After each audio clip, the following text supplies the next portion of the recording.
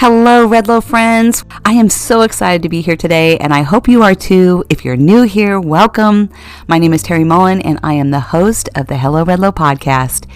Redlow is older spelled backwards. I'm older, and maybe you are too, or maybe you're just curious about what I have to say. Well, I'm glad you're here. We talk about all things, navigating life transitions, overcoming hard things, and rediscovering who we are now in this season of life. So sit back, put on those headphones, put on those tennis shoes, and let's step forward.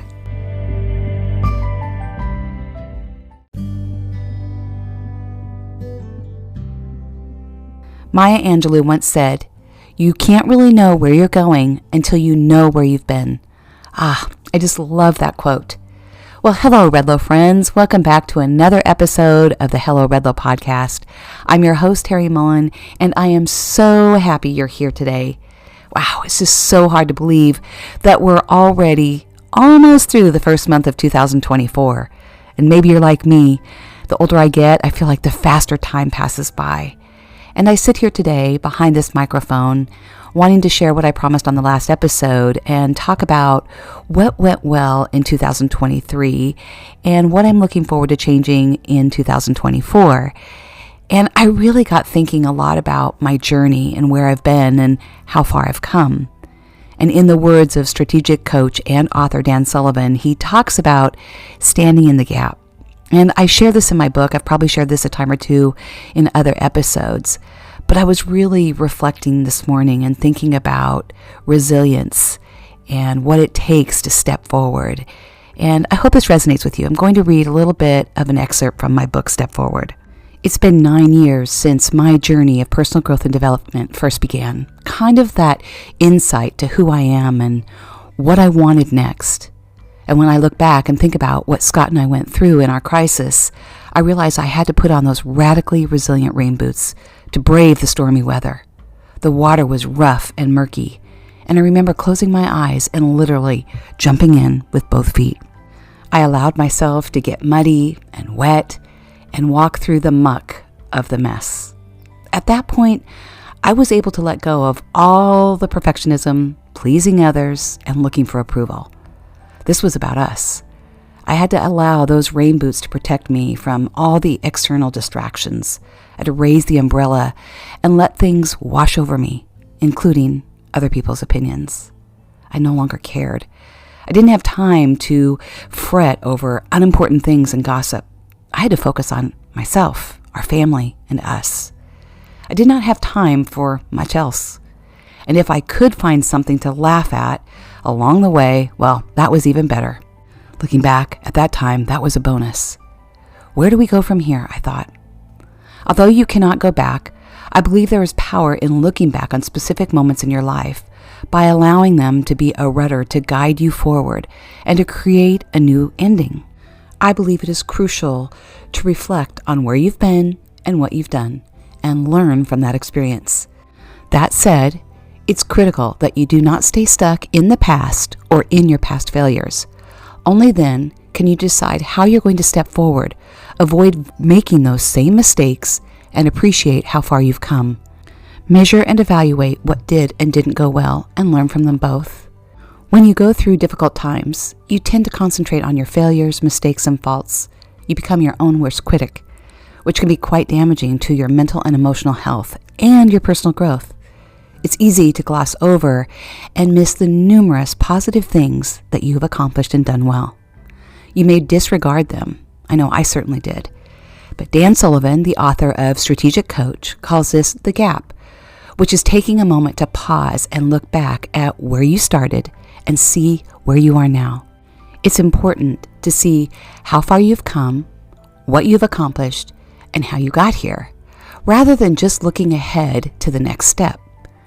This personal reflection gives you confidence to step forward. Now, Dan Sullivan calls this the gain.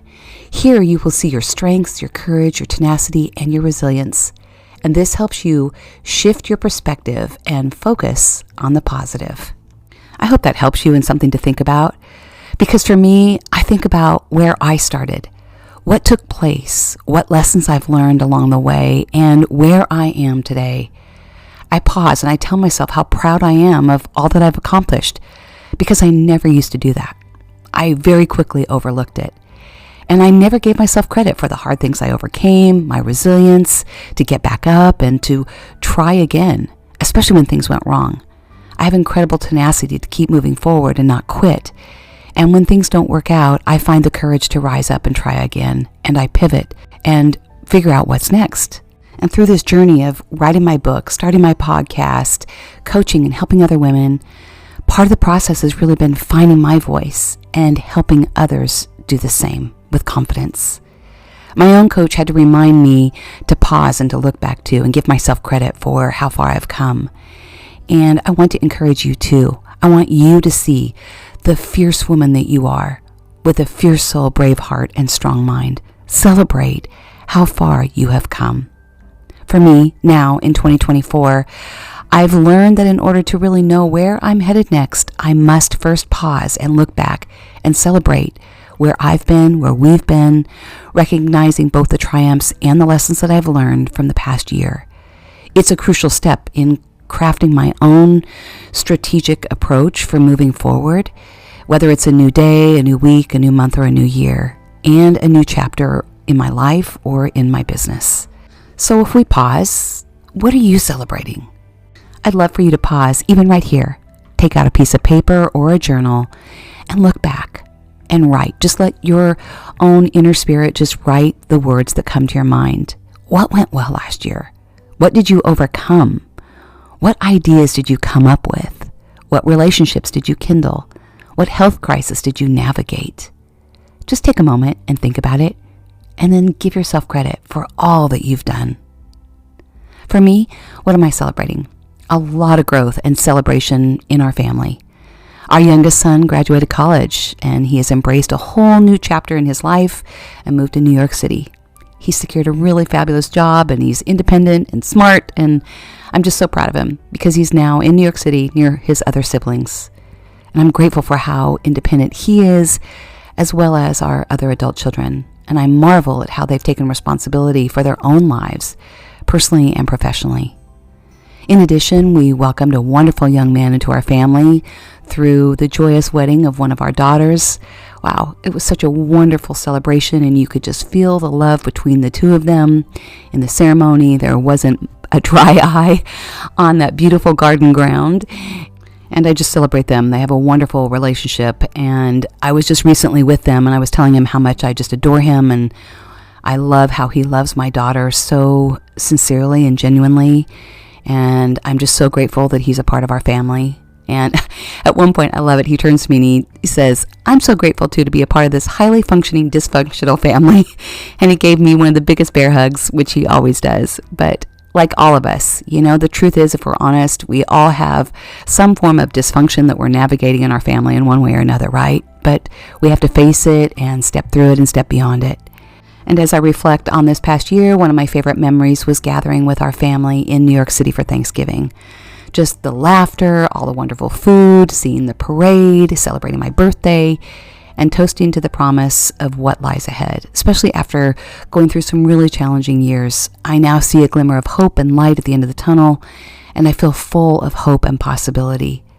And if 2023 was hard for you and you're going through a hard time, I want to encourage you that there is light at the end of the tunnel. Find the helpers, find the coaches, reach out to me. Just find the support you need to step forward and figure out what's next. And I'm here for you and to encourage you. I've been through a lot in my life, and I want you to know that you're never alone, that you are seen, you are heard, you are loved, you are valued, and you belong. And we've all been through hard things. I'm also grateful for the healing that has come in our marriage. As I share very openly in earlier podcasts, and as I just did from an excerpt from my book, Step Forward, we've been through some really hard things, and we've taken the mess and we're stepping forward and turning it into a message and turning our pain into purpose. We are now mentoring and coaching other couples, and there's more to come on that. But wow, that's been a powerful part of our process and our journey and paying it forward. And if you've been married for any moment, anything longer than a hot minute, you know that challenges will come. It's normal. You have two human beings coming together from two different walks of life, and you're going to go through hard things at some point in the relationship. That's just the reality. But the key is really learning to communicate. And after 34 years, I've learned so much. That's also been part of my journey, is finding my voice within my marriage and speaking my truth and what I need. And so that's all part of my encouraging other women as well. When I pause and think about what's been challenging, well, navigating the complexities of this midlife, right? The role of a parent to adult children. Honestly, this has been a learning curve for me and kind of a surprise in a way. I've been filled with moments of really missing my kids, even though they are so independent and they've lived their lives exactly the way we have raised them. But our kids don't live near us. They all live in different states, and we have 2 that are married. So the holidays especially have taken on a different hue, and we are learning to navigate all of that. And I've shared that in my book as well, that discovering what's next and leaving room for growth and kind of starting again with your marriage and your relationship and understanding who you are in this season of life, and then meeting your kids, your adult children, where they are. On a business note, I'm restructuring how I'm doing things, especially on social media, because it has become a time suck at times, and I'm working through that. Don't have it all figured out, but I will be more consistent here on the podcast and featuring women who have been through hard things and overcome them and started businesses, especially midlife. I'm really excited about what lies ahead as I continue to move forward with Step Forward Coaching, which is my one-on-one signature coaching program, and helping women figure out what's next and turning that idea into something bigger that you have. I also have my 6-week Speak course that I love doing, that's for entrepreneurs and coaches who are showing up online and how to speak authentically and have more confidence on camera. For me, what I've realized, as I shared earlier, part of my journey, even though I wrote my book about Step Forward and navigating life transitions and overcoming hard things and rediscovering yourself, part of that rediscovery for me has really been finding my voice. And now I'm so passionate about helping other women do the same. For so long, I underestimated the power of my own voice. And it's taken me a long time to embrace the fact that my words matter, and so do yours.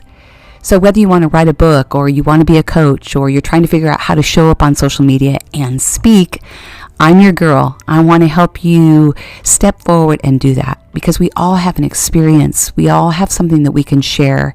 And whatever medium you decide to do that, you can. It's not too late. And there's so many amazing tools today that allow us to do that. And the way we do it is by showing up and being authentically ourselves.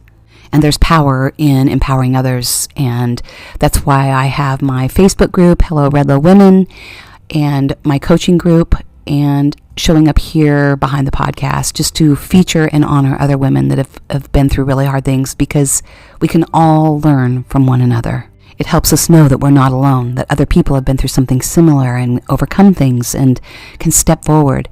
And the coaching industry continues to grow rapidly at almost $5 billion a year. Crazy, right?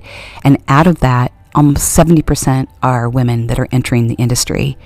So if you're in this place of trying to figure out what's next and who you are now in this season of life, I'd love to help you step forward.